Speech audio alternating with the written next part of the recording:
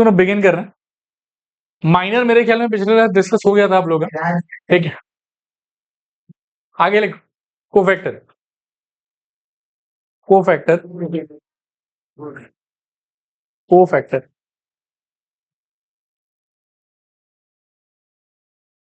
Cofactor, ठीक है। यहाँ देखो एक बार, मैं पहले थोड़ा शॉर्ट में ना समझा लेता हूँ आप लोगों को, और फिर ये डेफिनेशन वगैरह देखेंगे। लगा कि आपको लिखना चाहिए तो लिख लेना। सपोज करो कि ऐसा कोई मैट्रिक्स है 2 3 6 8 2 5 7 1 8, ऐसा कुछ मैट्रिक्स। मान लो कि मेरे को पोजीशन 2 3 का माइनर चाहिए, तो उसके लिए सिंबल ये वाला था। और वैल्यू कैसे निकालते थे कि 2 3 पोजीशन का, यानी कि इसका रो और कॉलम आप क्या कर दोगे, डिलीट, और जो बचेगा उसका क्या बना लोगे, अब 2 by 2 का डिटरमिनेंट क्या आ जाएगा बताओ, 2 3 और 7 1, और खोलोगे कैसे इसको, 2 इंटू 1 माइनस 7 इंटू 3, तो ऑल टुगेदर कितना आ जाएगा, 2 minus 21, which is equals to -9। ये माइनर का आइडिया था, बस एक बार ब्रशअप कर दिया था। अब इसके बाद में क्या है कि हमको कोफैक्टर पे बात करें। हम कोफैक्टर का फॉर्मूला क्या होता है वो देखो, एक तो कैपिटल सी, और या फिर आप कैपिटल ए यूज कर सकते हो, आई जे। याद रखना, स्मॉल ए आई जे का मीनिंग जो है वो एलिमेंट हो, और कैपिटल ए आई जे का मीनिंग क्या होगा, कोफैक्ट। और इसका शॉर्टकट में फॉर्मूला देखने में ऐसा होता है कि -1 to the power i plus j into minor of i j position. मतलब ये माइनर पे ही डिपेंडेंट है, बस उसके साथ में एक्स्ट्रा आपके पास में क्या अटैच हो जाएगा, इसमें -1 to the power i plus जी।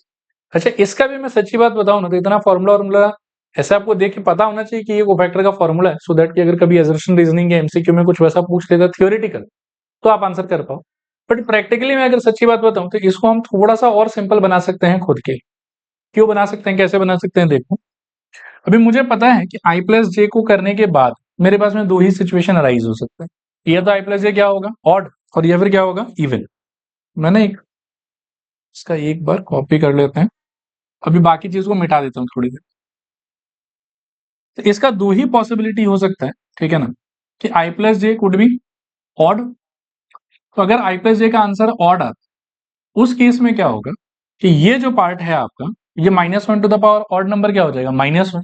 और तब तब आपको क्या दिखेगा कि सी आई जे स्लैश ए आई जे, इसका जो वैल्यू है that is going to be negative of minor of that position. और जब जब आपके आई प्लस जे का वैल्यू क्या होगा, इवन, ठीक है ना, तो उस केस में क्या होगा कि सी आई जे या ए आई जे का answer will be same as m i j. देखो ये समझ में आता कि नहीं, जब जब आई प्लस जे का वैल्यू कितना ऑड, तो उस टाइम पर माइनर का नेगेटिव हो जाएगा कोफैक्टर, और जब जब आई प्लस जे का वैल्यू क्या हो जाएगा, इवन, तब तब माइनर का आंसर, कोफैक्टर का answer, it is going to be same. अच्छा, हमको वो याद भी है कि एक जो चार्ट हमने बनाया था प्लस माइनस वाला, तो आप देखोगे कि सारे इवन वाले में ही प्लस आया था और सारे ऑड वाले में क्या आया था, माइनस। तो एक तरीके से आप ऐसे भी याद रख सकते हो कि इवन वाले पोजीशंस पे जहां जहां प्लस था उस चार्ट के अंदर, वहां वहां का माइनर कोफैक्टर सेम हो, ठीक है। और जहां जहां ऑड था वहां वहां साइन चार्ट में क्या था, माइनस।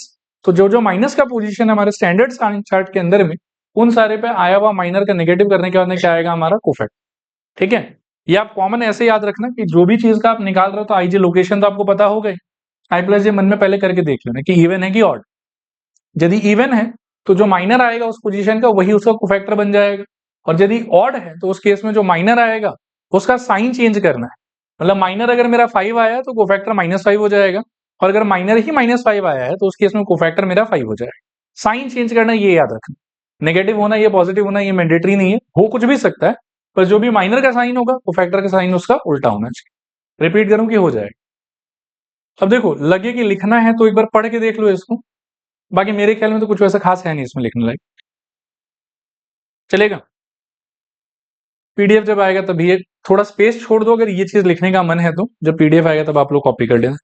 चलो आगे चलो यहाँ से, तो क्वेश्चंस को ही एड्रेस करते हैं डायरेक्टली। आप इसको देखो एक बार, find the cofactor of the element 4 या फिर 8 2 1 इन द मैट्रिक्स दिस।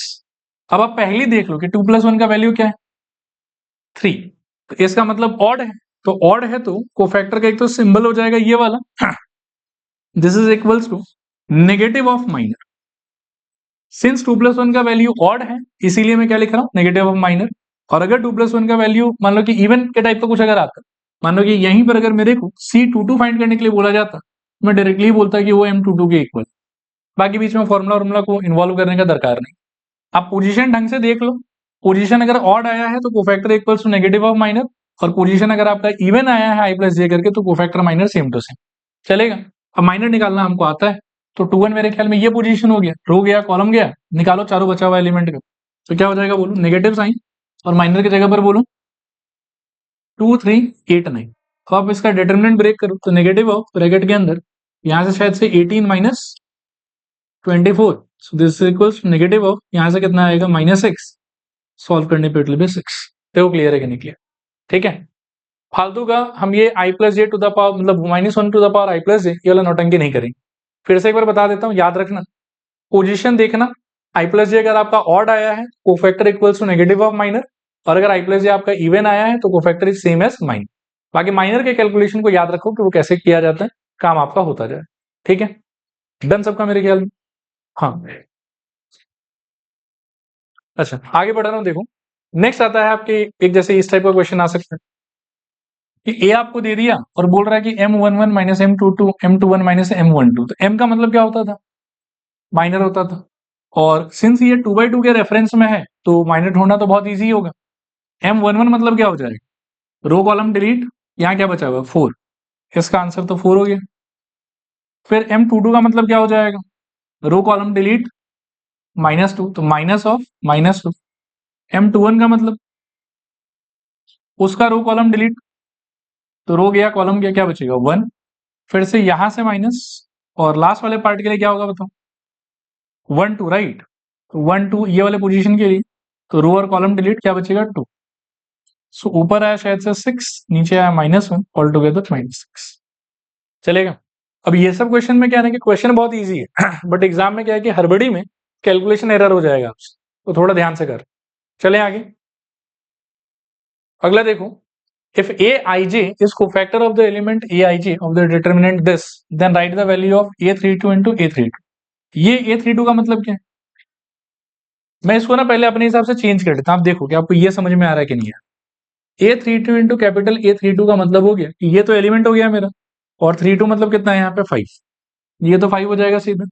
अच्छा इसके लिए मैंने आपको अभी भी समझाया कि आप पहले i प्लस जे देखो क्या आ रहा है, ऑड आ रहा है कि इवन आ रहा है, ऑड आ रहा है, तो इसको आप सीधा सीधा चेंज कर दो माइनस ऑफ M32 से, और अब आप M32 के कैलकुलेशन में लग जाओ। ठीक है, चलेगा ना? तो M32 के लिए इसका रो गया और इसका कॉलम गया, क्या एलिमेंट्स बचा 2 5 6 4। अच्छा अब काफी प्रैक्टिस हो गया आप लोग का, तो अब हम क्या है कि यहां से देख के डिटरमिनेंट खुद ही कैलकुलेट कर ले।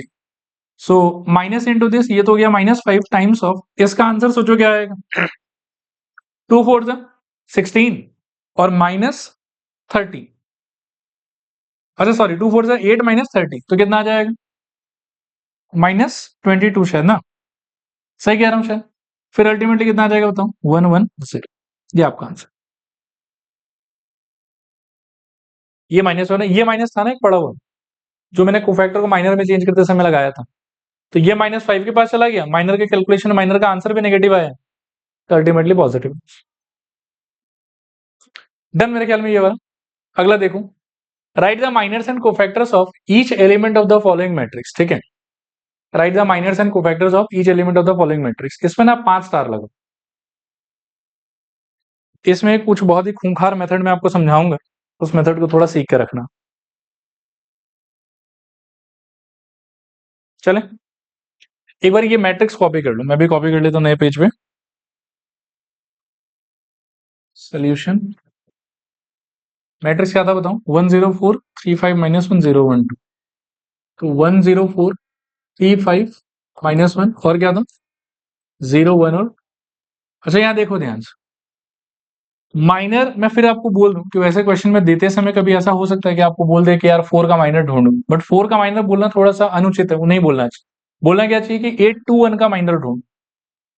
तो यहां पर भी हम क्या करेंगे, देखो कि हम पोजीशन वाइज लिखते हैं एक बार, है ना, M11, आप गेस करते जाओ, एक बार लिखना मत, मेरा चार्ट बनवा दो फिर आप लोग कॉपी कर। M11 में क्या होगा, रो गया कॉलम गया, 5 2 10 + 1 11, सही कह रहा हूं। M12 में क्या होगा बताओ, रो गया कॉलम गया, 6 - 0 तो 6। M13 बताओ, रो गया, कॉलम गया, 3 माइनस 0 3। फिर मेरे ख्याल में M21 चाहिए मेरे को, तो रो गया, कॉलम गया, 0 माइनस 4 माइनस 4। M22 बताओ, रो गया, कॉलम गया, 1 माइनस 0 सॉरी 2 माइनस 2 2 2 आंसर है, ठीक है ना। फिर M23 बताओ, रो गया, कॉलम गया, तो 1 माइनस 0 1। M31 बताओ, रो गया, कॉलम गया, 0 माइनस 20, तो आई थिंक माइनस 20। फिर M32 बताओ, रो गया, कॉलम गया, -1 -12 -13। और M क्या 33 बताओ, रो कॉलम 5 माइनस 0 तो 5। ये समझ में आया। अब अगर माइनर इतना मेहनत से निकाला ही है ना, तो फिर कोफैक्टर तो इसके देखा देखी बता सकते हैं, वो ऑड इवन वाले लॉजिक से। C11 बताओ, ऑड है कि इवन है? इवन, तो माइनर कोफैक्टर सेम रहेगा, तो ये 11 हो जाएगा। C12 पे बताओ, साइन चेंज, तो -6। इसका बताओ, सेम रहेगा, क्या हो जाएगा बोलो? C13 is equal to 3। यहां से बताओ, sign change, C21 is equal to 4। C22 same रहेगा, तो 2। C23 साइन चेंज, तो -1। C31 तो साइन चेंज, अच्छा नहीं सॉरी, इवन है तो साइन चेंज नहीं होगा, -20। इसका साइन चेंज होगा ना इसका, C32 साइन चेंज होगा 13। और C33 कितना आ जाएगा बताओ? 5। क्लियर मेरे ख्याल में। एक ये ट्रेडिशनल तरीका है कि अगर आप पहले मैट्रिक्स सारा ढूंढ लेते हो, फिर आप कोफैक्टर का निकाल लो इस तरीके, ठीक है। अब एक दूसरा तरीका भी है मेरे पास, उसको बहुत ध्यान से समझना। और मेन क्वेश्चंस में सॉल्यूशंस को जल्दी करने के लिए, एफिशिएंटली करने के लिए हम दूसरा तरीका ही लगाएंगे। एक बार सब लोग लिखना बंद करो, इसको देखो अच्छे से, ठीक। इसको दिखाने से पहले मैं एक दो चीज क्लैरिफाई कर दूंगा। फर्स्ट ऑफ ऑल, अगर कोई ऐसा क्वेश्चन है ना जिसमें आपको माइनर कोफैक्टर दोनों का दरकार है, तो फिर आप ये वाला ही करो आराम से, पहले माइनर निकाल लो, फिर आप ऑड इवन का अंडरस्टैंडिंग अपना स्ट्रॉन्ग रखना। जहां जहां ऑड है वहां वहां साइन चेंज करना है, और जहां जहां इवन है वहां वहां सेम को कंटिन्यू कर लेना है। साइन चेंज का मतलब बिल्कुल भी ऐसा नहीं है कि कोफैक्टर का आंसर नेगेटिव ही होना चाहिए, कोफैक्टर का आंसर पॉजिटिव ही होना चाहिए। जो भी वैल्यू यहाँ है बस उसका साइन चेंज कर देना। अगर माइनर पॉजिटिव था तो कोफैक्टर नेगेटिव, और माइनर नेगेटिव था तो कोफैक्टर पॉजिटिव, साइन चेंज कर। क्लियर मेरे ख्याल में। तो लेकिन आगे चल के एक्चुअली जब हम बड़ा बड़ा क्वेश्चन करेंगे ना, तो हमको माइनर का दरकार नहीं पड़ेगा, कोफैक्टर लेकिन हमको बहुत जगह चाहिए होगा। एडजॉइंट में भी कोफैक्टर चाहिए होगा। फिर आप आगे चल के matrix method of solution of linear equation in 3 variable ढूंढोगे, तो वहां पर भी आपको हर क्वेश्चन में ये निकालना ही पड़ेगा। लेकिन इसको इस तरीके से निकालने में क्या है ना, कि मैं कितना भी आपको ऑड का, इवन का, इसका उसका कितना भी समझा दूं ना, लेकिन there is a great chance कि आप साइन चेंजिंग में गलती कर दो। या मान लो कि ऐसा भी हो सकता है कि वो बार बार, क्योंकि देखो एक ही में खचर पचर तो नहीं कर सकते हो, तो बहुत गंदा हो जाएगा आपका। तो बार बार क्या है कि वो दिमाग में आप सोचोगे तो कि हाँ रोज डिलीट करना है, कॉलम डिलीट करना है, फिर आंसर निकालना है। इन वो कैलकुलेशन भी हो सकता है कि आपका एक आधा पोजीशन का रॉन्ग बैठ जाए, और जैसे ही आपका ये कोफैक्टर गलत हुआ, इमीडिएटली आप समझो कि पूरा सोल्यूशन बर्बाद है। आया बात समझ? तो इसी के लिए एक दूसरा सटीक तरीका बता रहा हूँ, उस तरीके को थोड़ा देखने का आप ट्राई करो। उस तरीके से भी क्या होता है कि ये जो कोफैक्टर वाला चीज है ना, ये पूरा का पूरा एक साथ निकल जाए। और इस पूरे स्ट्रक्चर को सपोज करें कि मैं अगर एक सिंगल मैट्रिक्स में ऐसे कन्वर्ट कर दूं ना, तो इसको बोला जाता है कोफैक्टर मैट्रिक्स। क्या बोलते हैं बताओ? और कोफैक्टर मैट्रिक्स को डायरेक्टली निकालने का एक शॉर्टकट है, उस शॉर्टकट को हम अभी थोड़ा सा समझने का ट्राई करेंगे। देखो वो शॉर्टकट क्या है। आपको सबसे पहले क्या करना है कि आपका अपना जो भी मैट्रिक्स है ना, उसको ढंग से एक स्पेशल डिजाइन में लिखना है। वो डिजाइन को समझना क्या है, पहले तो जो है वो कॉपी कर लेंगे। तो 104 और बोलूं 35 -1 और बोलूं 01। अब जो मैं कह रहा हूं वो ध्यान से सुनेंगे, ठीक है ना। सबसे पहले जो फर्स्ट कॉलम है आप उसको रिपीट करना, तो क्या हो जाएगा? सेकंड कॉलम रिपीट करना, क्या हो जाएगा? 051। अब ये होने के बाद में जो लंबा वाला फर्स्ट रो आया आपको, उस रो को नीचे रिपीट करना है, क्या होगा बताओ? 104 10। और सेकंड रो भी रिपीट करना है इसके नीचे, बताओ 35 -1 35। ये करने में आपको हार्डली 10 सेकंड लगेगा जब आप प्रैक्टिस में आ जाओगे उसके बाद, ठीक है। ये करने के बाद में जो एक्सटर्नल मोस्ट लेयर है आपका एल के शेप में, इसको आप इग्नोर मारो, ठीक है। इग्नोर मारने के बाद में अब जो भी चीज आपको दिख रहा है ना, उसमें चार चार करके, उसमें चार चार करके ये चारों, ये चारों, ये चारों, ये चारों, ये चारों, ये चारों, ये चारों, ये चारों, ये चारों। लास्ट वाले में थोड़ा सा साइन छुप गया, ये चारों, ये चारों और ये चारों, इनका 2/2 का डिटरमिनेंट ब्रेकिंग आप ट्राई करो, ठीक है, और वो मेरे को एक लाइन से बस आप बताते जाओ, एंड लास्ट में रिजल्ट देख के यू विल बी सरप्राइज्ड। बोलो तुम। 11। नेक्स्ट ध्यान से, 0 -6 तो -6, और बोलो 3, और बोलो, और बोलो, और बोलो, और बोलो -20, और बोलो 13, और बोलो, मिला लो इस, दोनों सेम है।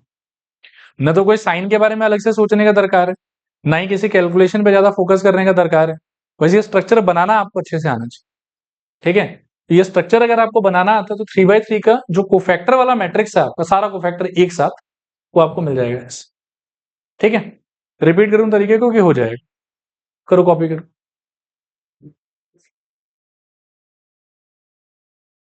सब लोग ना पेन छोड़ के थोड़े समय के लिए बोर्ड पर देखो, इसी पेज के थ्रू हम कुछ नया बढ़िया चीज सीखने का और समझने का ट्राई करेंगे।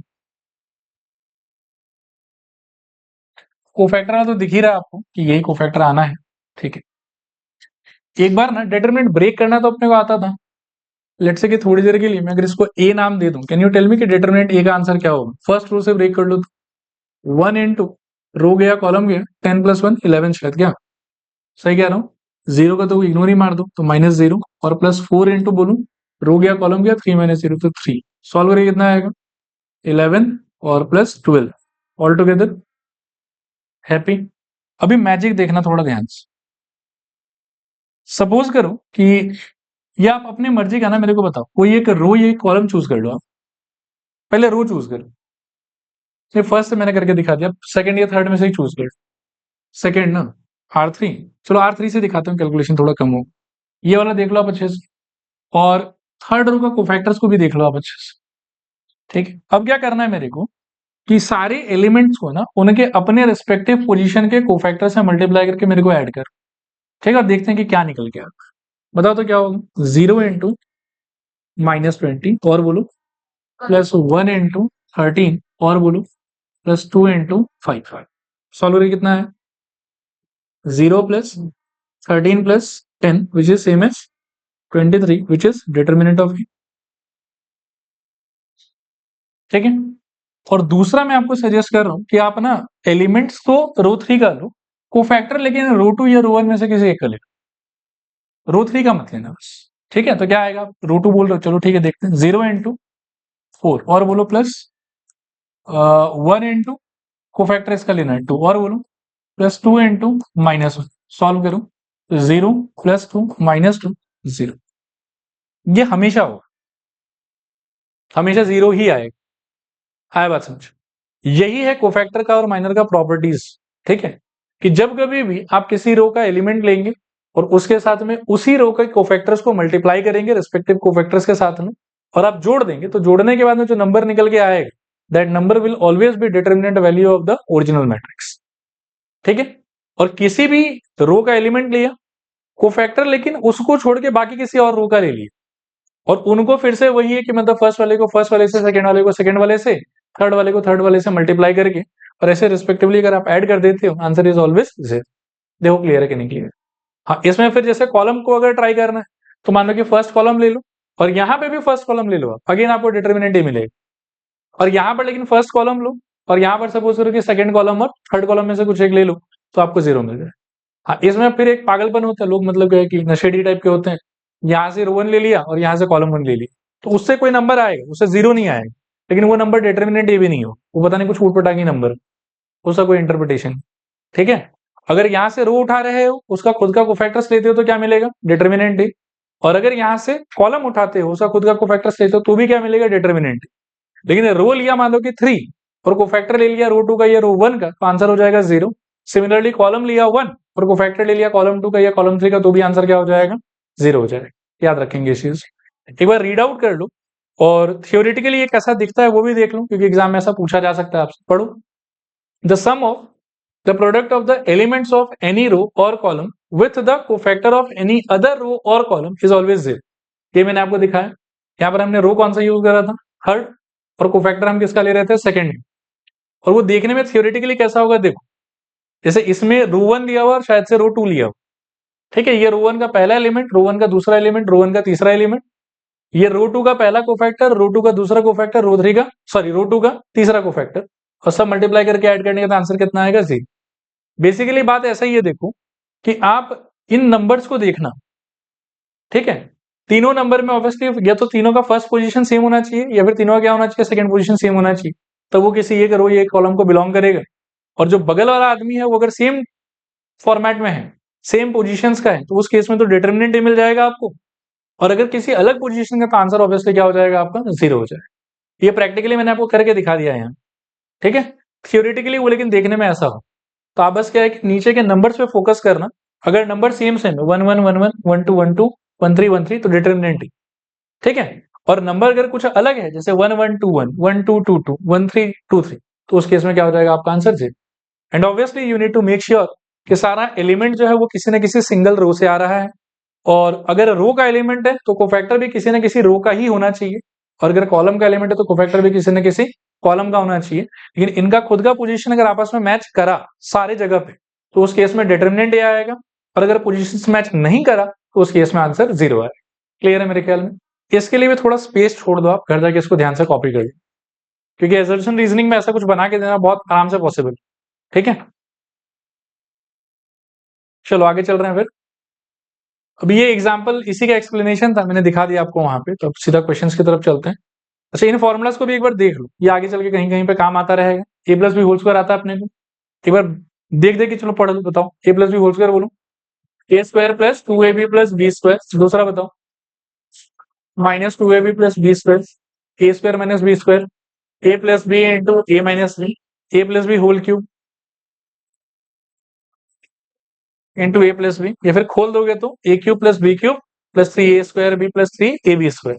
ए minus b whole cube is equals to -3ab into a minus b, और खोल दोगे तो a cube minus b cube minus 3a square b minus minus plus 3ab square. चलेगा? फिर इसके अंदर a cube plus b cube, ये अपने शायद लास्ट क्लास काम भी आया था, ठीक है ना। तो a plus b into a square minus a b plus b square, ये किसका एक फॉर्मेट है। दूसरा फॉर्मेट भी हो सकता है a plus b whole cube minus 3ab into a plus b. Similarly a cube minus b cube is equals to a minus b into a square plus a b plus b square. दूसरा format हो सकता है a minus b whole cube minus 3ab into a minus sorry plus 3ab into a minus, ठीक है। और similarly एक है आपका a plus b plus c का होल स्क्वायर, तो ये तो याद ही होगा, a square plus b square plus c square plus 2ab plus 2bc plus 2c। चलेगा? अगला हेडिंग लिखूं, singular and non singular matrix. Singular and non singular matrix, ठीक है। यहां देखो एक लाइन में समझा देता हूं। मान लो कि ए एक मैट्रिक्स है और आप इसका ढूंढते हैं डिटर्मिनेंट ई। क्या ढूंढते हैं बताइए? डिटर्मिनेंट। इसका वैल्यू दो प्रकार का आ सकता है, ये तो 0 और या फिर नॉट इक्वल टू 0। इस केस में पॉजिटिव भी हो सकता है और या फिर नेगेटिव भी हो सकता है, कोई फर्क नहीं पड़ता, बट 0 के इक्वल तो नहीं हो। अगर 0 आया तो मतलब वो सिंगुलर है, और अगर वो नॉन 0 आया मतलब वो नॉन सिंपल, ठीक है। मैट्रिक्स होगा आपके पास में, उसका आपको क्या निकालना है? डिटर्मिनेंट। डिटर्मिनेंट का वैल्यू अगर 0 आ गया तो उस टाइप के मैट्रिक्स को क्या बोलना है आपको? Singular matrix. और अगर डिटर्मिनेंट का वैल्यू नॉन 0 रहा, पॉजिटिव या नेगेटिव में से कुछ भी रहा, तो उन दोनों केस में क्या बोलना है उसको? Non singular. वाइस वर्सा भी एप्लीकेबल है कि अगर मैं किसी को सिंगुलर बोल रहा हूं तो आपको सोचना है कि डिटरमिनेंट 0 आ रहा होगा तभी सर बोल रहे हैं ऐसा। और मैं अगर किसी को नॉन सिंगुलर बोलना चाह रहा हूं, दैट मीन्स कि उसका डिटरमिनेंट का वैल्यू पॉजिटिव हो या नेगेटिव हो, बट 0 तो नहीं होना चाहिए। क्लियर मेरे ख्याल? इसका भी डेफिनेशन एक बार पढ़ लो, मेरे ख्याल में लिख के फायदा नहीं है, थोड़ा स्पेस छोड़ देना, यही बना लेना आप लोग, ठीक है। एक बार रीड आउट कर लो। If for a square matrix capital A, determinant A not equal to 0, then it is said to be non-singular matrix, and if determinant A equals to 0, then it is said to be a singular matrix. Clear मेरे ख्याल में? चलिए सवाल देखते हैं, इसको देखिए। For what value of x the given matrix this is a singular matrix? यही कर लेते हैं। सिंगुलर होने के लिए क्या होना पड़ेगा बताओ? Determinant A is equals to 0। फटाफट लिखते जाओ। This implies determinant of 3 minus 2x x plus 1 2 4, this must be equals to 0। तोड़ेंगे इसको तो 4 times of I think 3 minus twice x plus 2 times of I think x plus 1 is equals to कितना? 0। This employees खोल दो इसको, तो 12 minus मेरे ख्याल में 8x प्लस मेरे ख्याल में 2x plus 2 is equals to 0। अच्छा सॉरी, क्या कर,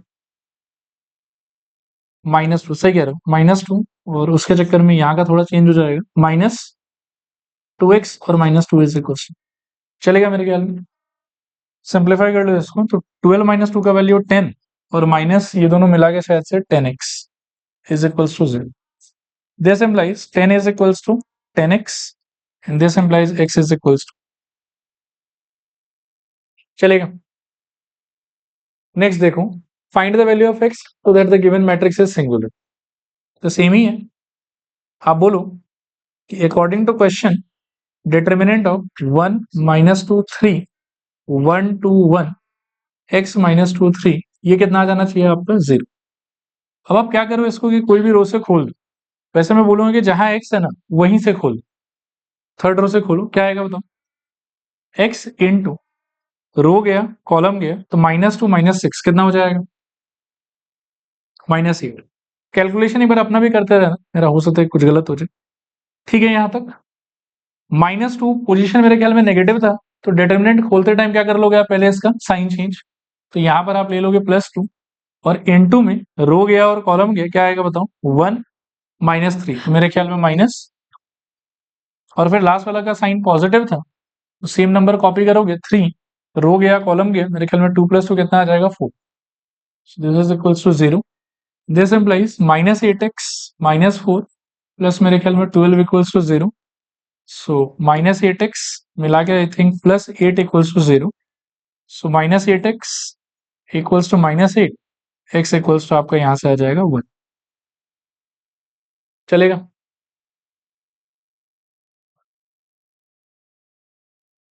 चलो देखो, क्वेश्चन तो सिंपल ही है कि find the value of x so that the given matrix is singular, ठीक है। अब यहां देखो, मैट्रिक्स में है आपके पास में x+1, फिर मेरे ख्याल में -3, फिर 4, फिर मेरे ख्याल में -5, फिर x+2, फिर मेरे ख्याल में 2, फिर से 4 1 x -6, ठीक है। मेरे ख्याल में खोल दो, फर्स्ट वाले से खोल दो, this must be equals to 0 क्योंकि सिंगुलर होना चाहता है।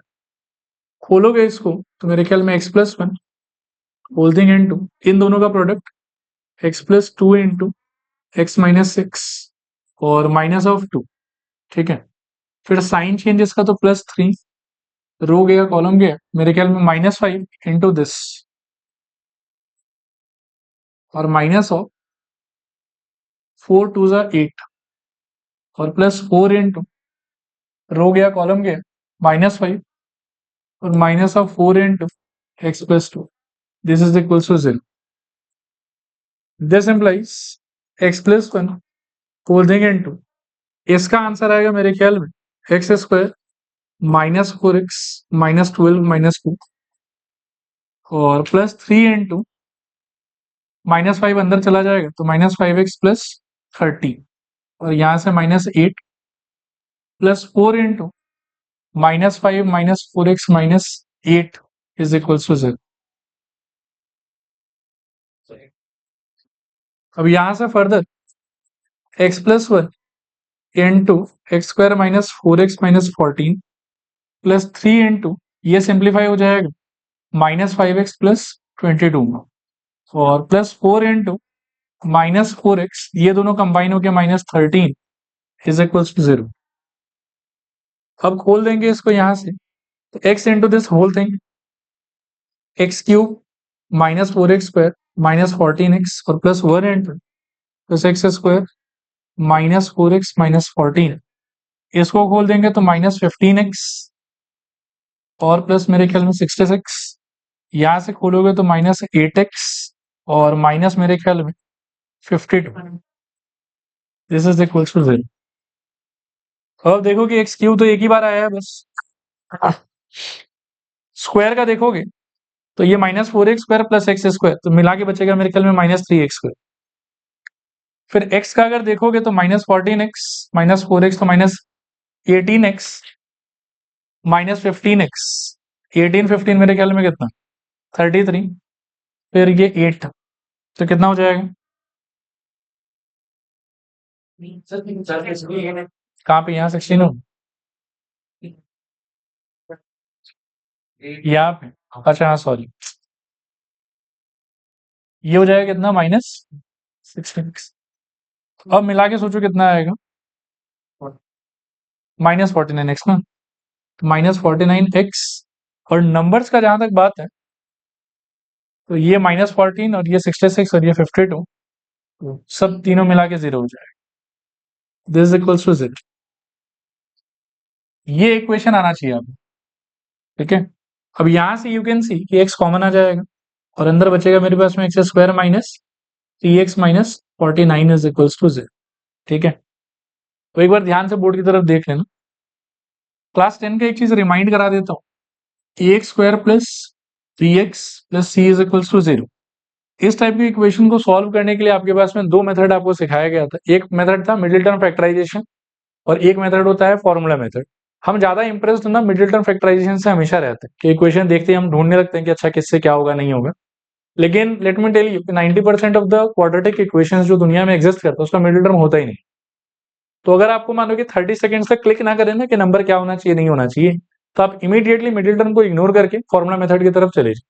फॉर्मुला मेथड क्या बोलता था कि ये अगर आपका इक्वेशन है तो इसका आंसर निकालने का स्ट्रेट फॉरवर्ड श्रीधराचार्य रूल था ये वाला, -b plus minus root under b square minus 4ac upon में ट्वाइस। तो यहां से क्या होगा कि दो वेरिएबल कंटेनिंग एक्सप्रेशन के प्रोडक्ट का वैल्यू मेरे 0 आ रहा है, तो ये तो फर्स्ट पार्ट 0 या फिर सेकेंड पार्ट 0। उस चीज से आई विल प्रोसीड, यही कर लेता हूँ। ये तो फर्स्ट पार्ट 0 यानी कि x का वैल्यू 0 और या फिर सेकेंड पार्ट 0 यानी कि x square minus 3x minus 49 equals to 0। यहाँ से x इक्वल्स टू 0। अब यहाँ पे मिडिल टर्म नहीं कर पाओगे, मुश्किल आएगा। तो अपन करेंगे x इक्वल्स टू -b यानी कि minus of -3 plus minus root under b square यानी कि -3 का square plus minus sorry b square minus 4ac। तो 4 इंटू a का वैल्यू 1 और c का वैल्यू कितना है आपका -49। इस तरीके से डिवाइडेड बाय 2 टाइम्स ऑफ 4। तो माइनस माइनस क्या हो जाएगा plus, plus minus root under इसका वैल्यू 9 माइनस माइनस प्लस और 4 इंटू 49 200 से 4 कम तो 196 डिवाइडेड बाय में 2। So this is equals to 3 plus minus ये दोनों को जोड़ के 205। अच्छा ये फर्दर शायद और सिंप्लीफाई नहीं होगा राइट। तो x इक्वल्स टू 0 या फिर x इक्वल्स टू दिस, ये तीन आपका आंसर, ठीक है। अब इसके अंदर में ना पता है मतलब एक दो चेंज आ सकता है, मैं आपको वार्न करके छोड़ देता हूँ। आप कहेंगे यदि वैसा आया तो आप सिचुएशन को हैंडल कर। आपको अगर ऐसा बोले कि मेरे को ना इसको सिंगुलर बनाना है और x का नॉन जीरो वैल्यूज चाहिए, तो इमीडिएटली सोल्यूशन में ये आया है but it will be rejected, तो फिर आपका आंसर ये दोनों हो जाए, ठीक है, चलेगा। मैं अगर आपको बोलता हूँ कि मेरे को x का इंटीग्रल वैल्यू चाहिए मतलब इंटीजर वाला वैल्यू चाहिए, तो फिर ये रिजेक्ट हो जाएगा, ये आंसर हो जाएगा आपका। आया बात समझ? तो इस टाइप का कुछ चेंजेस जो है वो दिया हुआ हो सकता है, ठीक है। या फिर मान लो कि एक इतना बढ़िया मतलब सिचुएशन है, देखो आप आपको ऐसा भी बोला जा सकता है कि find the sum of all possible values of x। 0 नहीं होगी 3।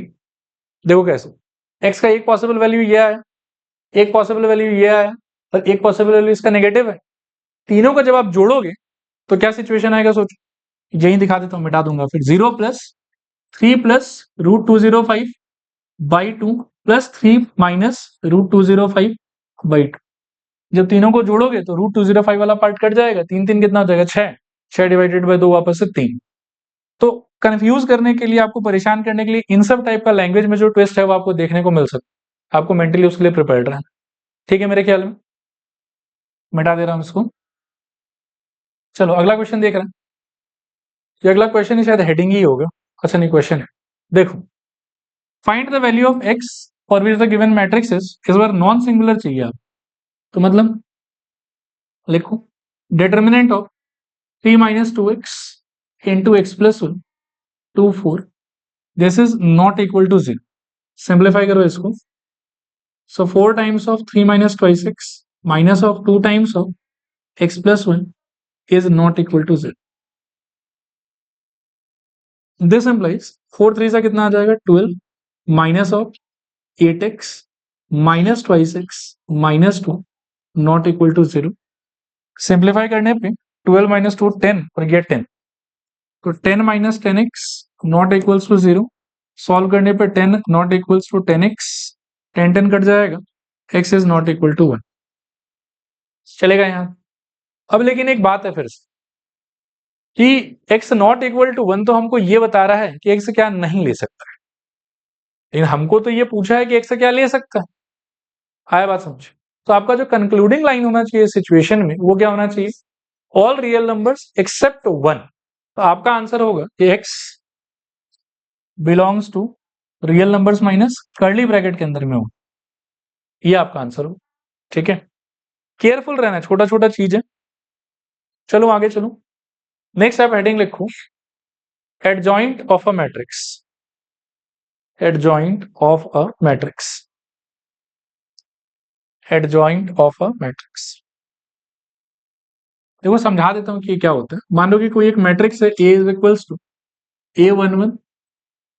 मैं कैलकुलेशन को सिंपल रखने के लिए 2/2 का ही ले रहा हूं, और जो भी मैं समझाऊंगा ये 3/3 4/4 सब पे एप्लीकेबल है। ठीक है, तो एक जनरल 2/2 का मैट्रिक्स मेरे को बताओ क्या होगा, A11 और बोलूं और बोलूं और बोलूं A2। अब इसका अगर मैं आपसे पूछूं कि कोफैक्टर मैट्रिक्स क्या होगा, तो वो क्या होगा बताओ। Cofactor matrix is equals to बोलो C11 C12 C21 C2। चलेगा।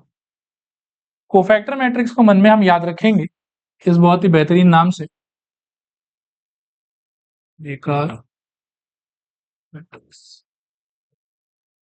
ठीक है, ये मैट्रिक्स है आपका, इसका आप इमीडिएटली कोफैक्टर मैट्रिक्स निकाल सकते हो। वो मैंने आपको सिखा दिया किस तरीके से निकालते हैं। कोफैक्टर मैट्रिक्स आपका आराम से आ जाएगा। और कोफैक्टर मैट्रिक्स आपके लिए क्या होगा बताओ, बेकार मैट्रिक्स। अब एडजॉइंट क्या होता है, तो adjoint of A is equals to cofactor matrix का ट्रांसपोज। यही सच, बाकी हम लैंग्वेज में कुछ भी लिख सकते हैं। बात समझ, एक मैट्रिक्स होगा आपके पास में, उस मैट्रिक्स का आप क्या निकाल सकते हो, कोफैक्टर मैट्रिक्स। कोफैक्टर मैट्रिक्स हमारे लिए कोई काम का नहीं, निकालना हमको इसी के थ्रू जाना पड़ेगा, वो एक अलग बात है। लेकिन कोफैक्टर मैट्रिक्स आप ऐसे याद रखेंगे कि वो क्या है आपके लिए, बेकार मैट्रिक्स। इस बेकार मैट्रिक्स का जब करिएगा ट्रांसपोज, तो वहां से जो निकलेगा वो क्या हो जाएगा आपका adjoint of A.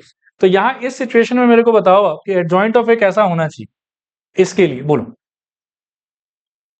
Adjoint of A is equals to बोलो वो कोफैक्टर मैट्रिक्स है आपका, उसका ट्रांसपोज चाहिए आपको। तो C11 C12 यहाँ और C21 और C22 यहाँ, इस तरीके से निकालो। देखो क्लियर है कि नहीं क्लियर। ये डेफिनेशन है, थोड़ा इसके लिए भी स्पेस छोड़ देना, घर में फिलिंग कर लेना आप, एक बार रीडिंग कर लो आप, रीडिंग भी छोटा सा ही। Adjoint of a matrix capital A is defined as transpose of the what, cofactor matrix of capital. फिर से एक बार चार्ट दिखा देता हूं, ये ए है, ये इसका कोफैक्टर मैट्रिक्स है, ये हमारे लिए क्या है, बेकार मैट्रिक्स। इसका क्या कर देने से ये काम का हो जाएगा, ट्रांसपोज कर देने से ये एडजॉइंट हो जाएगा। ठीक है, एडजॉइंट मतलब कोफैक्टर मैट्रिक्स का ट्रांसपोज। 3 बार बोलो मेरे साथ, एडजॉइंट मतलब कोफैक्टर मैट्रिक्स का ट्रांसपोज, एडजॉइंट मतलब कोफैक्टर मैट्रिक्स का ट्रांसपोज, एडजॉइंट मतलब कोफैक्टर मैट्रिक्स का ट्रांसपोज। ठीक है, मेरे ख्याल में एक नोट लिखो, एक बार मेरी तरफ देख लेना पहले। अब सपोज करो कि कोई 3/3 के मैट्रिक्स का आपको एडजॉइंट निकालने के लिए बोला गया। ठीक है, तो आपका एलिगेंट अप्रोच ये होना चाहिए कि ए है आपके पास में दिया होगा, मैंने कोफैक्टर मैट्रिक्स बनाने का, तैयार करने का आपको शॉर्टकट सिखाया थोड़ी देर पहले। शॉर्टकट से आप इमीडिएटली कोफैक्टर मैट्रिक्स अपना रेडी कर लो, कोफैक्टर मैट्रिक्स का आप ट्रांसपोज ले लो, एडजॉइंट आपका इमीडिएटली आ गया। ठीक है, अब ये जो है ये 2 मार्क का क्वेश्चन हो सकता है कि एक 3/3 का मैट्रिक्स आपको दिया है और आपको बोला है कि इसका मेरे को एडजॉइंट मैट्रिक्स बताओ। ठीक है, इसमें भी क्या है कि 2 टाइप का सिचुएशन आ सकता है, दे माइट आस्क यू 3/3 का एडजॉइंट और दे मे आस्क यू 2/2 का एडजॉइंट। तो 2/2 का एडजॉइंट यदि पूछेगा तो उसका एक शॉर्टकट फॉर्मूला जैसा है वापस, कि आप देखते ही बता सकते हो कि इसका एडजॉइंट क्या होगा। और 3/3 के लिए तो पहले शॉर्टकट से कोफैक्टर मैट्रिक्स, कोफैक्टर मैट्रिक्स का ट्रांसपोज, वहां से आपका एडजॉइंट। ठीक है, तो 2/2 के लिए नोट लिखो। वैसे ये वाला पेज से भी कॉपी करने के लिए थोड़ा स्पेस छोड़ देना आप, हाँ। फिर इसके बाद में आप लिखो, ये तो समझा दिया वैसे, देखो नोट लिखो ये कॉपी कर लो, फिर मैं समझाता हूँ कि क्या रिलेशनशिप हमको सोचना है कैसे। देखो ये क्या है कि चलो आगे बढ़ रहे हैं, तो थोड़ा समझा देता हूँ इसको कि ये क्या है, ठीक है। और जो समझा रहा हूँ उसको याद रखेंगे, आगे बहुत काम आएगा आप लोग के। कभी भी अगर मानो कि 2x2 का ऐसा आपको क्या दिया हुआ है मैट्रिक्स, तो उसका एडजॉइंट देखने में ऐसा हो, इसको मैं ऐसे याद रखता हूँ, देखो कि डायगोनल के अलॉन्ग ना एलिमेंट एक्सचेंज हो गया, मतलब ये कूद के वहां चला गया और ये कूद के यहाँ है, आप देखो, ठीक है। और नॉन डायगोनल के अलॉन्ग क्या हुआ है, साइन चेंज हुआ है, मतलब पहले लोग पॉजिटिव था, अब लोग क्या हो गए, नेगेटिव। लोग चेंज नहीं हुए, लेकिन लोग यहाँ पे भी A21 था और यहाँ पर -A21 है, और यहाँ पर पहले क्या था A12 और अब यहाँ पे क्या है -A1। क्लियर मेरे ख्याल, ये चीज को ऐसे याद रखें, ठीक है ना। फिर से बताओ एक बार कैसे याद रखोगे, डायगोनल के अलॉन्ग एलिमेंट इंटरचेंज, बोलो मेरे साथ बोलो, डायगोनल के अलॉन्ग एलिमेंट इंटरचेंज और नॉन डायगोनल पे साइन चेंज। तो इस तरीके से बिना कोई कैलकुलेशन के आपको आंसर मिल जाए। अच्छा डन मेरे ख्याल में। चलो अब क्वेश्चन देखते हैं, इसका निकालो फटाफट, ये तो शायद और नहीं बता पाओगे, बोलो। Adjoint of A is equals to क्या, डायगोनल के अलॉन्ग एलिमेंट इंटरचेंज, तो इधर -4 इधर 1, और नॉन डायगोनल पे साइन चेंज तो -2 और -3, बिना कुछ किए यही आंसर, ठीक है। अच्छा मान लो कि इसी का 2 मार्क मिल गया आपको, वैसे मिलना तो नहीं चाहिए नियम से, लेकिन कभी मान लो कि अगर आ जाता, तो एग्जामिनर को खुश करने के लिए, उसको थोड़ा सा इंप्रेस करने के लिए क्या कर सकते हो, कुछ नहीं, वो जो देहाती तरीका है उसको लगाओ। आप कहे कि सारे एलिमेंट का क्या करोगे, फिर कोफैक्टर निकालोगे नीचे, फिर नीचे लिखोगे कि देयरफॉर कोफैक्टर मैट्रिक्स ये वाला होगा, adjoint is equals to cofactor matrix का ट्रांसपोज, वो सब कर कुरा के ना आएगा यही, समझे। लेकिन इनकेस अगर यही क्वेश्चन है और 2 नंबर आ जाता है इसमें, अगर 1 नंबर आता है मान लो कि एमसीक्यू में, तो आपको बहुत फायदा होगा, फटाक से आप देख के आइडेंटिफाई कर लेंगे कि ये आंसर है आप। बाकी 2 नंबर के लिए आता है तो थोड़ा सा आप लिख दीजिए, ठीक है। इसका निकालिए एकदम तेजी में, शॉर्टकट तरीके से आप कोफैक्टर मैट्रिक्स निकालिए पहले, उसका ट्रांसपोज करके आप हमको बताइए कि एडजॉइंट क्या हो।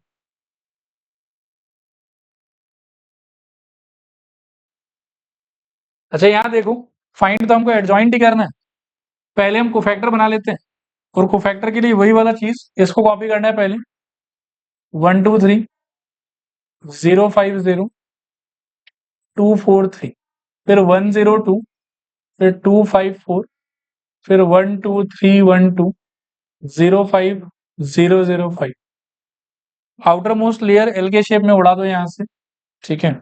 और बाकी अब क्या है कि 4 4 करके कैलकुलेशन।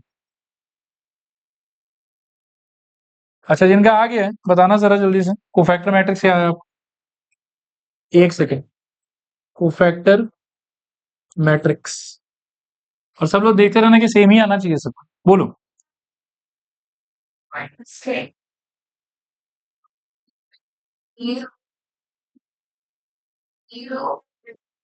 ये आया सबका, ये हमारे लिए लेकिन क्या है, बेकार मैट्रिक्स, क्योंकि कोफैक्टर मैट्रिक्स क्या होता है हमारे लिए, बेकार मैट्रिक्स।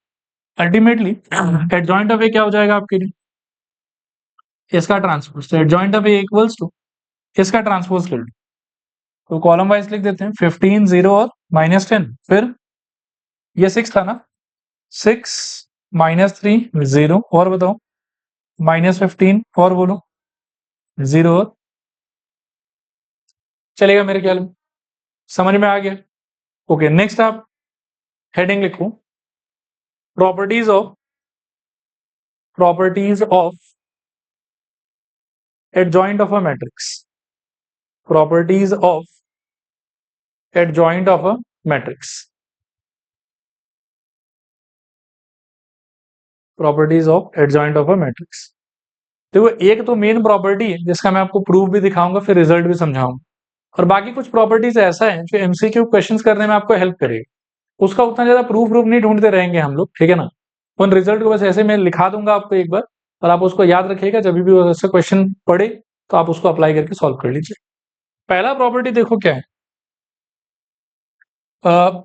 अगेन सिंप्लिसिटी के लिए मैं एक बार 2x2 से ही डील करता हूँ, ठीक है, और फिर अपन रिजल्ट को 3x3 4x4 सब पे लगा सकते हैं। मान लो कि ये कोई मैट्रिक्स है 2x2 के फॉर्मेट का, तो क्या आएगा बताओ, A11 A12 A21 और A, और एडजॉइंट ए अगर मैं निकालूं, ठीक है ना। एडजॉइंट में मेरे को ये नहीं फिल करने का मन है, मेरे को कोफैक्टर के फॉर्मेट में चाहिए। क्या लिखूंगा बताओ एक बार। C11 यहाँ, C12 यहाँ, C21 यहाँ और C22 यहाँ, ऐसे कुछ होना चाहिए। अब आप मैजिक देखना कि इन लोग दोनों को मल्टीप्लाई करने से क्या। पहले हम देखेंगे कि A इंटू एडजॉइंट ए पे क्या है। तो A है मेरा A11 A12 A21 A22 और एडजॉइंट ए है मेरा C11 C12 सॉरी C21 और बोलूं C12 और C2। चलेगा ये चीज। नॉर्मल मैट्रिक्स मल्टीप्लीकेशन अगर मैं करूं तो क्या आएगा सोचो, रो इंटू कॉलम। तो फर्स्ट पोजीशन पर we will face A11 C11 plus A12 C12। यहां पर क्या मिलेगा बताओ, रो इंटू कॉलम बोलूं A11 C21 प्लस A12 और C22। चलेगा। यहां क्या आएगा बताओ, रो into column A21 C11 plus A22 C12 और यहाँ पे लास्ट में क्या आएगा, रो into column A21 C21 plus A22 C2। ठीक है। थोड़ी देर पहले हमने प्रॉपर्टी पढ़ा था कोफैक्टर का, उसमें प्रॉपर्टी ऐसा बोल रहा था हम लोग कि जिस रो का एलिमेंट्स अगर उसी रो का कोफैक्टर्स हो तो फिर मल्टीप्लाई करके ऐड करने पे क्या आता है, डिटर्मिनेंट। तो ये चीज मुझे लगता है कि डिटर्मिनेंट ए में कन्वर्ट हो जाए और ये वाला भी डिटर्मिनेंट ए में कन्वर्ट हो जाएगा। बाकी रो कहीं और का, कोफैक्टर किसी और रो का, वो होने से क्या होता है, जीरो। तो ये वाला पोर्शन क्या हो जाएगा, जीरो, और ये वाला पोर्शन भी क्या हो जाएगा, जीरो। तो ऑल टुगेदर लास्ट में क्या मिल रहा है मेरे को, यहां से बताऊं, एक सेकंड मैं लिख लेता हूं। ए इंटू एडजॉइंट ए, इसको मैं एक्सप्लोर करने का ट्राई कर रहा था, finally I got determinant of a zero, zero into determinant of a. अब फिर से रिकॉल करो कि डिटर्मिनेंट ऑफ ए अपने आप में क्या होता था, एकदम फर्स्ट क्लास में समझाया था, वैल्यू। और मैट्रिक्स क्या होता है अपने आप में, अरेंजमेंट। तो ये तो कोई ना कोई नंबर ही होगा ना, ये भी नंबर होगा और ये सेम नंबर होगा। और सिंस ये वाला स्ट्रक्चर मैट्रिक्स का स्ट्रक्चर है तो शायद कॉमन ले सकते हैं। आ रहा बात समझ। डिटर्मिनेंट ए अभी क्या आएगा वो तो डिपेंड करेगा कि नंबर्स क्या है यहाँ, बट जो भी होगा एक वैल्यू होगा डिटर्मिनेंट ए का, वो वैल्यू यहाँ पे और यहाँ पे सेम होगा। ठीक है ना। तो मैं यहां से क्या कर सकता हूं, देखो कि a into adjoint of A is equals to determinant a को कॉमन और अंदर क्या बचेगा, 1 0 0। दैट सजेस्ट कि a into adjoint of a का answer is equals to determinant of a into i, ये होना चाहिए। ठीक है। और सेम चीज if you exchange their position, मतलब एडजॉइंट ए को फ्रंट में ले लो, ए को बैक में ले लो, और आप ये चीज करो, still the answer is going to be same. So fundamentally the property looks like this. देखो कि ए इंटू एडजॉइंट ए करूं, ये एडजॉइंट ए इंटू ए करूं is equals to determinant a into i आएगा। यहाँ पे आई का, ए का, एडजॉइंट ए का, सबका ऑर्डर सेम हो, क्योंकि जो भी मैट्रिक्स होगा वो स्क्वायर मैट्रिक्स होगा और वो सेम ही ऑर्डर पे कार्यक्रम अपना चल रहा हो। ठीक है। तो इस पूरे में ये मैट्रिक्स इंटू मैट्रिक्स, ये मैट्रिक्स इंटू मैट्रिक्स और ये नंबर इंटू मैट्रिक्स। डिटर्मिनेंट ए यहां पर क्या रहेगा, नंबर। ठीक है। Again proof is not at all important for you, बस विश्वास दिला के दिखा दिया। बाकी आप क्या कि इस वाले रिजल्ट को कॉपी कर लिखो, a into adjoint A is equals to adjoint a into a is equals to determinant a into i, determinant a into i. चलेगा। इसके नीचे एक बात लिखूं, here a comma adjoint A comma I all are square matrix of same order, all are square matrix of same order। चलेगा ये चीज। अब एक ऐसे तुच्छा सा क्वेश्चन है इस पे बेस्ड, देखो इसको, find adjoint if A is equals to this and then verify that कि ये वाला एक्चुअल में एग्जिस्ट करता है। ठीक है। तो ये वही सेम क्वेश्चन है जिसका एडजॉइंट शायद आप थोड़ी देर पहले फाइंड किए थे। तो एडजॉइंट हम दोबारा फाइंड नहीं करेंगे, जो वहां आया हुआ था उसको लिख लेंगे। ठीक है। देख लो तो स्ट्रक्चर सेम ही है। लिखो हियर a equals to 1 2 3 1 2 3 0 5 0 और 2 4। ठीक है, फिर लिखो dot dot dot adjoint of A is equals to, बताना क्या आया था,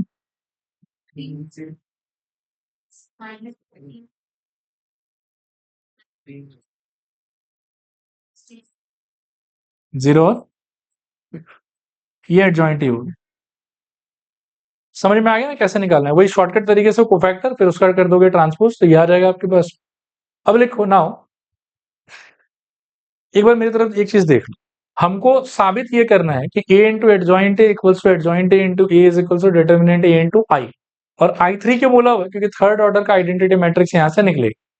तो ये वेरीफाई करने के लिए मैं क्या करूंगा कि ये निकालूंगा और निकाल के मेरे को ये दिखेगा उस, फिर मैं अगले बार में ये निकालूंगा, उसमें से भी निकल के यही दिखना चाहिए मेरे को। लेकिन ये देख पाने के लिए ये बात तो हमको क्लियर होना पड़ेगा ना कि डिटर्मिनेंट ए का आंसर कितना है। तो पहले हम डिटर्मिनेंट ए निकाल लेते हैं और फिर उसके बाद में इसको अलग से सॉल्व करेंगे और हमारा प्रूफ हो जाए। आया लॉजिक, समझ आया? मैंने ए, देखो ध्यान से देखो, मैंने ए निकाल लिया, मतलब ये दिया हुआ ही था, एडजॉइंट ए निकाल लिया। अब मैं अगर इसको मतलब मल्टीप्लाई कर भी और कुछ अगर मेरे पास में आ भी जाए तो उसमें, लेकिन ये डिटर्मिनेंट ए का क्लॉज उसमें क्लेम करने के लिए तो हमको पता होना पड़ेगा ना कि डिटर्मिनेंट ए कितना है इस सिचुएशन के लिए। तो पहले मैं डिटर्मिनेंट एक बार निकाल के रख लेता हूँ, फिर इसको एक्सप्लोर करूंगा अलग से, इसको अलग से, और फिर प्रूफ हो जाएगा। लिखो इसके नीचे now determinant A equals to, अच्छा कोई बता सकता है कि सबसे इजी कौन से लाइन से होगा? R2 से, दो जीरो है उसमें, तो मस्त बहुत ही कम कैलकुलेशन में आपका काम हो जाएगा। लिखो determinant A equals to zero minus three into, row गया कॉलम गया 75, और अरे सॉरी सॉरी सर, क्या कर रहा हूँ, ज्यादा फास्ट जाने का ट्राई कर रहा हूँ। डिटर्मिनेंट ए इक्वल्स टू, इससे निकालो, रो गया कॉलम गया, तो 3 माइनस 6, सही कह रहा हूं, जीरो, ये पोजीशन शायद से प्लस का था तो प्लस 5 इंटू, रो गॉन कॉलम गॉन, तो 3 माइनस 6 माइनस 3, और मेरे ख्याल में प्लस 0, माइनस 15 बचेगा बस। आप किसी से भी निकालो आंसर यही आएगा, चलेगा मेरे ख्याल में। अब आप लिखो now, now A into adjoint A is equals to, अच्छा यहां देखो, टीचर होने के अंदर बेईमानी नहीं सिखाना चाहिए, लेकिन सिंस ये बहुत कैलकुलेशन वाला काम है, तो यहां तक अगर आप श्योर है ना अपने कैलकुलेशन को लेके, तो एक शॉर्टकट में आपको थोड़ा समझा सकता, मतलब बेईमानी नहीं है, शॉर्टकट है।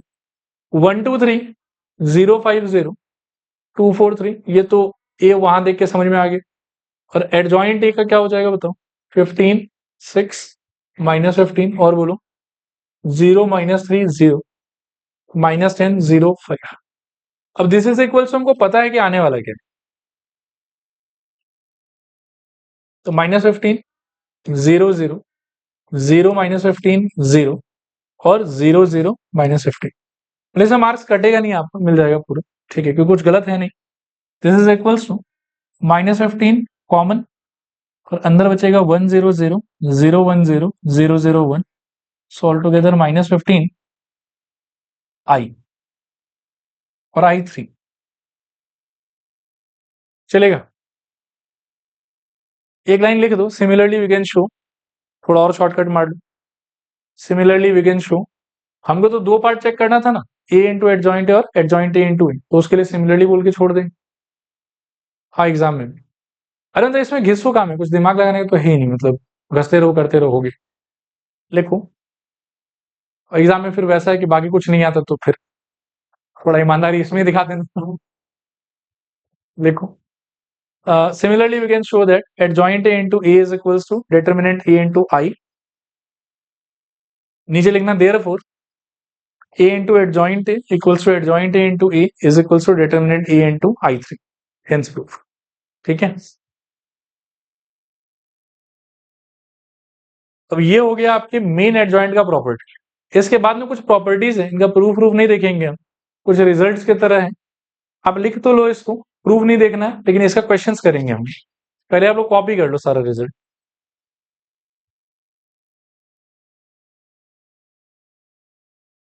डन। आप हेडिंग लिख लो, some useful results on adjoint of a matrix, ठीक है। करो कॉपी कर।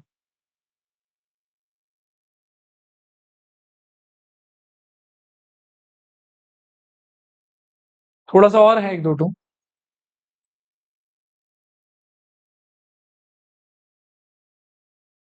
अब देखो समझा देता हूँ। काम का प्रॉपर्टी ना, टू बी ऑनेस्ट अभी अपन 5-6 टू क्वेश्चन भी करेंगे। काम का प्रॉपर्टी खाली यही है, बाकी सारा प्रॉपर्टी जो है वो सेफ्टी हेतु है। मतलब टाइम खराब होने पे ऐसा मैंने सुना है कि ऊंट पे बैठे आदमी को भी कुत्ता काटता है, तो कुत्ता पहले उछलता है, ऊंट की हाइट तक पहुंचता है, काटता है, फिर नीचे उतर जाए। तो ये उन सारे सिचुएशंस के लिए प्रिपरेशन कि अगर आपके पेपर में एक ही अनोखा क्वेश्चन आए वो इस आइडिया पे बेस्ड हो, और इनकेस अगर वो एमसीक्यू टाइप है तो बहुत ही ब्लैक एंड व्हाइट है फिर तो, कि ये तो राइट होगा या रॉन्ग होगा। स्टेप मार्किंग का तो कोई स्कोप है नहीं, पता होना चाहिए आप। अब सुनना बात ध्यान से देखना।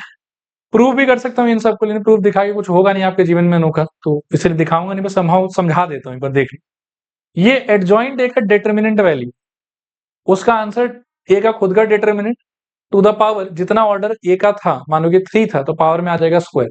ए का खुद का ऑर्डर मान लो कि 4 था तो पावर में आ जाएगा क्यूब।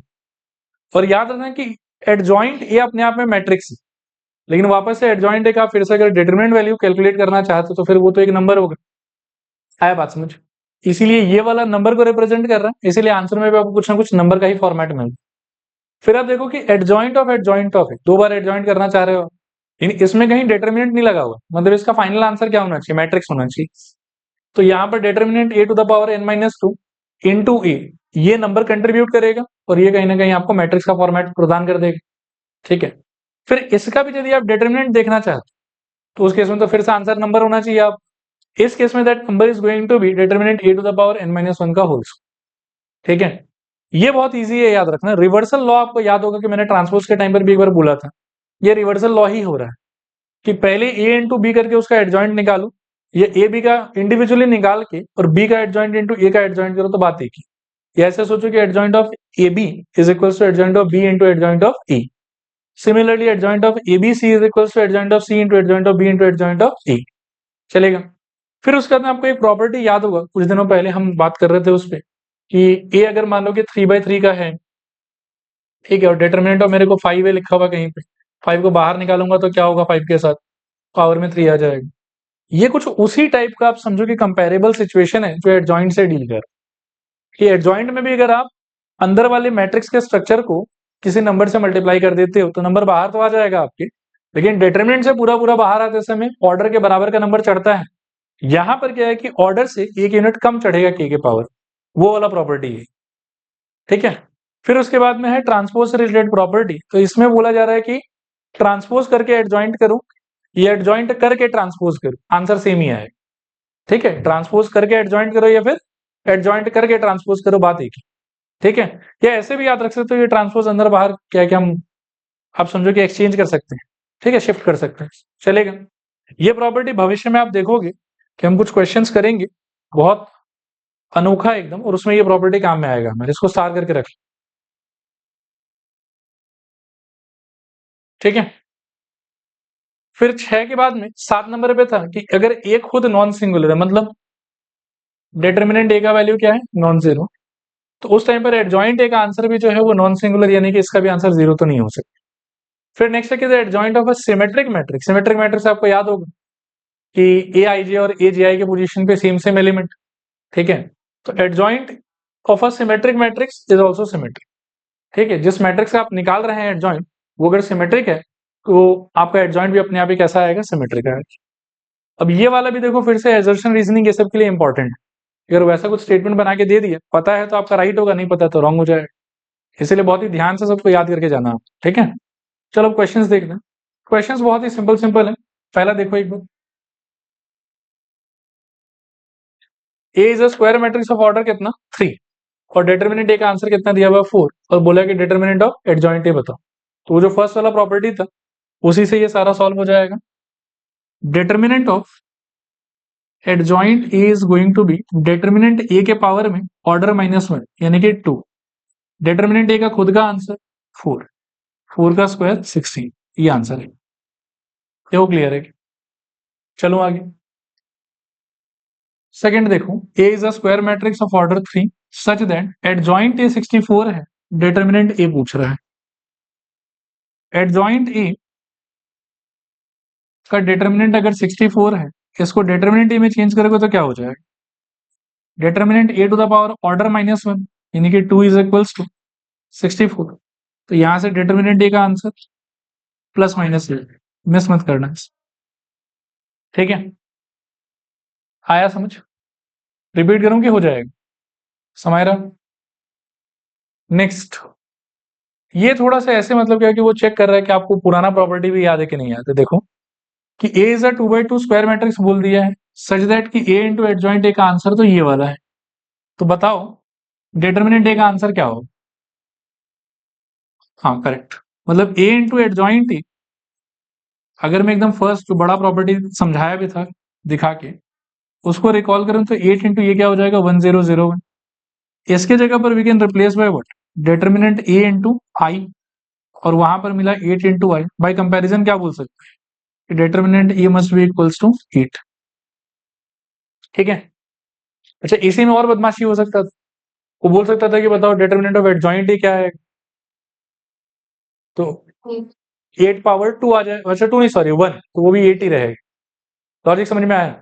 जरूरी नहीं कि यहाँ 2/2 का होता, 3/3 का भी बना के दे सकता था, बट आपको डील करना आना चाहिए। इसको देखो, आ ही गया जो मैं सोच रहा था। A is a square matrix of order 3 such that, ऐसा बोला हुआ है, और फिर बोल रहा है कि बताओ फाइंड एडजॉइंट ऑफ ए का आंसर कितना हो, डिटर्मिनेंट। तो पहले तो डिटर्मिनेंट ए आइडेंटिफाई करना होगा हमको, वो बाई प्रॉपर्टी कितना हो जाएगा 10, और एडजॉइंट ए का डिटर्मिनेंट क्या हो जाएगा, determinant A to the power order -1, तो यहां पर हो जाएगा square which is equals to 100। लिखो clearly, a into adjoint A is equals to property was what, determinant a into i. इसका वैल्यू रिप्लेस कर दो क्वेश्चन के हिसाब से, तो 10 into i is equals to determinant a into i. This implies determinant a is equals to हो जाएगा 10। ठीक है, therefore determinant of adjoint of A is equals to determinant of a का ऑर्डर 3 होने की वजह से square, this is equals to 10 square, this is equals to 100। चलेगा? इसको देखो, if a equals to this, find this and this without finding this. ए है ही मेरे पास में और ऑर्डर भी दिख ही रहा है हम, तो यदि डिटर्मिनेंट ए में कैलकुलेट कर लूं तो मेरे को लगता है कि इसका आंसर हो जाएगा डिटर्मिनेंट ए के पावर में ऑर्डर 3 है तो स्क्वायर, और इसका आंसर हो जाएगा ओवरऑल क्या, determinant of a into I of उसका ऑर्डर 3 है इसीलिए 3। तो अगर मैं डिटर्मिनेंट ए निकाल लूं उससे ये भी निकल जाएगा और ये भी निकल जाएगा। लिखूं हियर ए इक्वल्स टू 1 - 1 2, फिर क्या है कि 1 - 2 और फिर 103। थर्ड से निकालो 0 1 बीच में थोड़ा फायदा हो जाएगा। तो determinant of A is equals to I think 1 into row गया कॉलम गया 2 - 2 0 ही आएगा शायद, फिर -0 इंटू कुछ भी इग्नोर मारो प्लस 3 इंटू रो गया कॉलम गया, तो 1 + 3 4 शायद क्या, तो 12 आएगा। ठीक है, अब ये आ गया, ये आने के अंदर लिखूं now determinant of adjoint A is equals to कितना, डिटर्मिनेंट ए का square which is equals to 12 square 144, और बताओ a into adjoint of A is equals to कितना, determinant of a into i3 होना चाहिए सिचुएशन में, तो 12 टाइम्स ऑफ i3, यहां पे भी छोड़ सकते हैं।